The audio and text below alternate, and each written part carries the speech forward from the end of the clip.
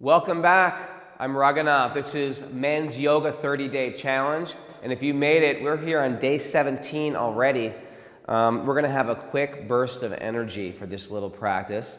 And of course, we want to share that it doesn't matter where you're at. You can always chill out a little, make it a little easier, or I show ways to make it a little tougher. We make this your signature practice. Yoga doesn't mean I have to be an incredible gymnast, and it doesn't mean I have to, wherever we're at, there's a place for it. And I try to make this a unique practice and explain it in different levels for wherever you're at, because I'm hoping that I'm encouraging you to take up some type of yoga, be it very simple, or be it very strong, be it you're very athletic minded, or be it you're sort of like never use your body for anything. I really find that there's something for everyone here. I'm going to start here, sitting on this block. Like I said, I'm really into just being cool, down to earth. I'm not a guy who's big on buying tons of stuff. I don't like to buy yoga clothes. Sometimes some yoga company gives me some clothes, but I just like wearing simple, comfortable clothing. I like natural material that breathes. I don't like fancy workout clothes. They sell these blocks like this. You don't need a block. Someone gave me this block. But the block or a book or some type of thing you can sit on like this, it helps straighten out my spine, isn't it? Check this out. I naturally fold into myself, and now sitting on this block, I sit up taller. A big part of sitting up taller is when I'm sitting up tall, it starts to organize my body so that all the organs work properly. My breathing is most effective. And a huge part of our practice is our breath. Now, the breath has a few different wonderful functions. One is, besides bringing so much oxygen in the body, making the organs work properly, and also assisting the digestion, etc., it also has a real interesting calming effect on the mind, especially deep, long breaths. And that's what we practice even when we're doing tough stuff. Okay, so while you're sitting up tall, get into your breathing, and I just want you to lift your right leg up, just like this. I'm going to work these toes like in circles. Now, the breathing also helps settle the mind, and it helps me see myself as something separate than the mind. Isn't that interesting? The yogis say we're not a body, and we're going to switch legs, we're not our mind as well. That means, do you ever have one of those days where your mind is like, oh man, you might have everything okay in your life. You might have a great spouse, you might have a great home, you might have a great finances, you might eat great food, but you're thinking everything is wrong, right? The mind just goes to a place and focuses on one tiny point of existence. Place your hands behind your back. Look at a little back bend here. Bring your heart up in the sky, roll your shoulders back. So a big part of our yoga practice is the healing of my fickle mind. And if my mind is fickle, then I'm attached to it, and it pulls me in different directions, up and down. We got to become stronger than the mind, and we have to let the mind start to work for us instead of us being a slave to the mind. Does that make sense? We're going to start right in here with a strong burst of energy. And we're going to start in our down dog. Actually, let's start in our child's pose. Knees open, toes touching. This is our home base here. Anytime you need to take a break, you come right here. Matter of fact, this is a nice place to come in the morning time when you wake up. I do my morning prayers in this position, as well as my morning therapy for my body. I've been trying to fight off a sneeze. I don't know if you can tell that on camera or not, but I'm still fighting it. Here, so I'm going to drop my head on the floor, rest here, and start to breathe.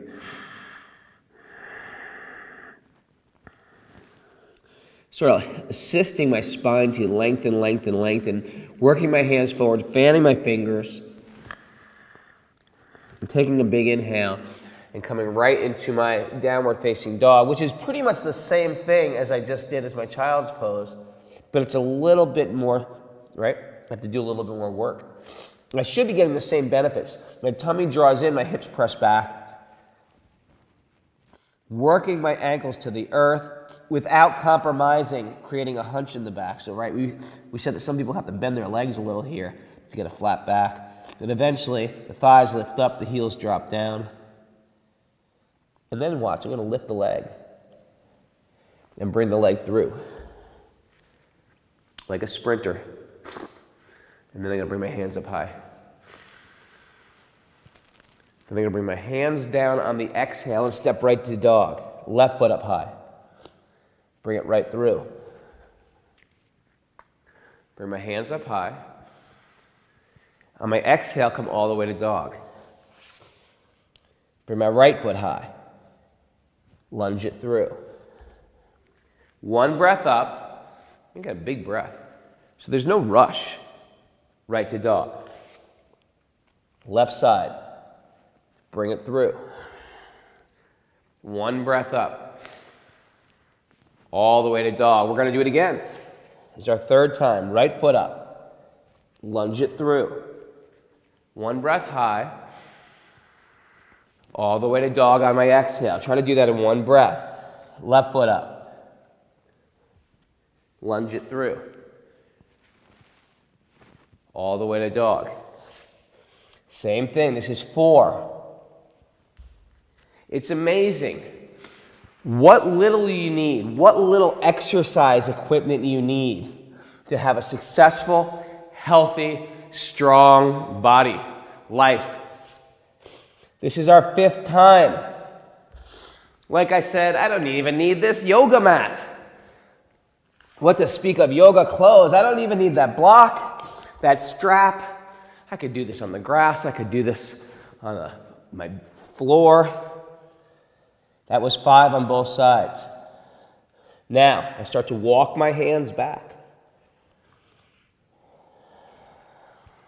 Let your neck go, let your head go, let your face go. Back to dog. Last time, I'm going to bring it through, and I'm going to bring my right hand to the left side and walk my right foot out. Straight arms, I'm going to stay here. Draw my tummy in and look forward. Now watch, my hands are going to come out to the left, off the mat. Keep pressing that heel back. If this is tough to do, all these things that are tough, they get easier. As the body starts to change, bring them back. The last breath, the right hand's going to come up in the sky. I'm going to take 3 big breaths here for my twist. I'm going to find a line of energy from my heel to my skull, like a long candy cane. Take a big inhale, right hand to the floor, step back to dog. Left foot up, lunge it through. Left hand comes to the inside, left foot walks out, stay here. It's a long lunge. And then when you're ready, the hands come off the mat.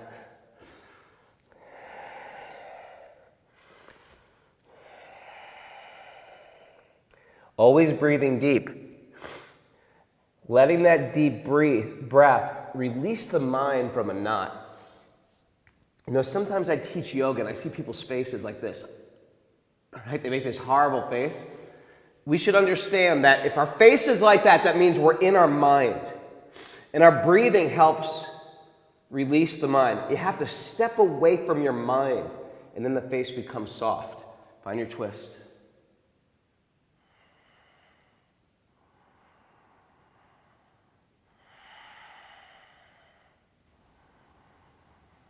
Left hand down. Step back to dog.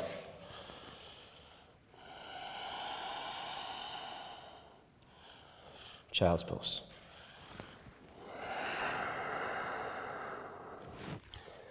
It doesn't take much every day. We're going to wind up just with this simple pose here.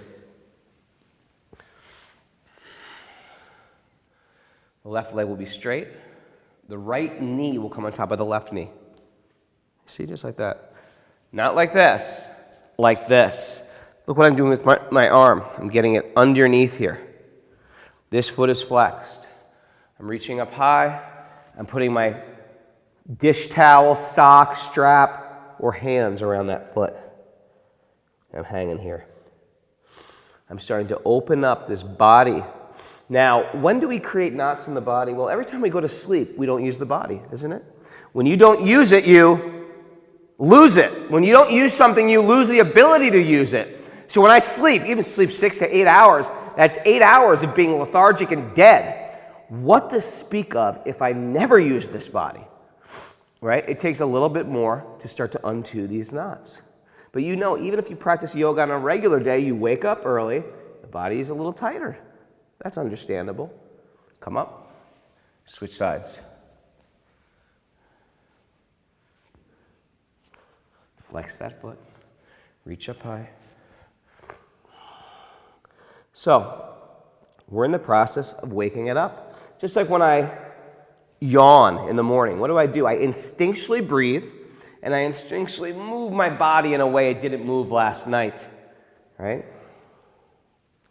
We do that. This is sort of an extension of our yawning. That's all. That's all we're doing today, 10 minutes. Lay on your back. Shavasana is our resting. You rest there. And when you rest, remember, when we're resting in Shavasana, we're not daydreaming, we're not planning, we're not making to-do lists, right? And we're not sleeping. We're not sound asleep. We're in a state where we're just hearing our breathing. A little bit every day. This is our 30-day, our men's 30-day yoga challenge. If you've been making it here every day, I have to congratulate you because it's hard to show up on a regular basis. Hey, if you miss a day, don't sweat it. Come right back on. If you fall off your horse, you get back on that horse. It's okay. Sometimes we fall, right? Sometimes we trip. If you trip and stumble, that's okay. As much as you can, you show up. 10 minutes a day. My name is Raghunath, our Men's 30-Day Yoga Challenge. Thank you for letting me serve you. Share this with your friends. And you know what? Share it with anybody, men, women, anybody you think would like it. Please give this away freely. This is the beauty of the internet. You can give stuff away freely like this. Thank you so much. Namaste.